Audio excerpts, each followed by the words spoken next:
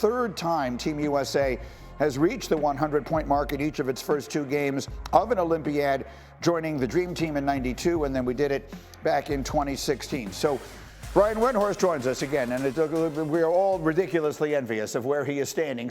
But let's dive into this, Wendy. I mean, so far so good. Obviously, through the two games that have mattered, the team has played great. But the storyline, when you have all these superstars, is going to be about who did not play. In the first game, it was Jason Tatum. Yesterday, it was Joel Embiid. Yeah, and so Steve Kerr came out after the game last night, Greeny, and basically put out a sermon. You don't have to worry about the player asking for a trade or getting re-signed or going to his agent.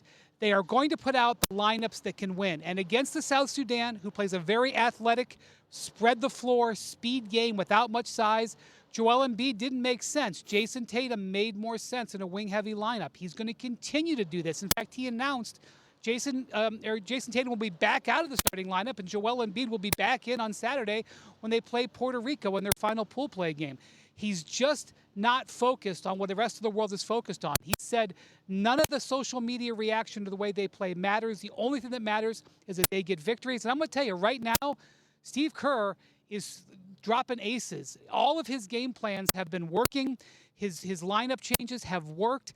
Even Derek White, the player who was criticized for replacing Kawhi Leonard instead of Jaylen Brown, he's played two brilliant games. He's plus 33. Greeny, Steve Kerr's on a hot streak right now. If you're criticizing him, you're in a bad spot.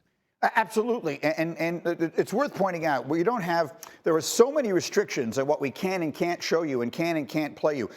When he says Steve Kerr delivered a sermon, he really did. I was able to read it. We just don't have the ability to play it for you. He got deeply into that. The reality, though, is, Wendy, that these are superstars, right? So it's all well and good for him to say that stuff, but it cannot feel good for Joel Embiid to be sitting there, by the way, getting booed with every move he makes and not playing a minute in this game.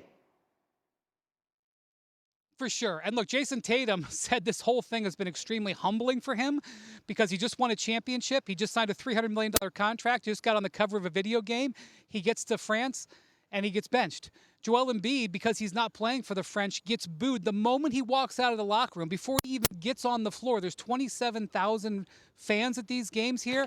20,000 of them are French, and 18,000 of them are booing every time he moves anywhere. So it is a little bit uncomfortable. But at the end of this, on August 10th, if it results in a gold medal, no one's going to remember the bad times.